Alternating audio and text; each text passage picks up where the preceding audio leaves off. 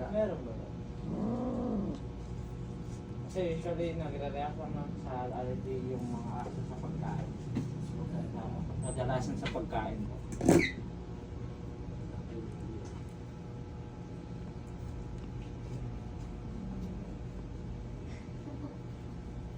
Hi!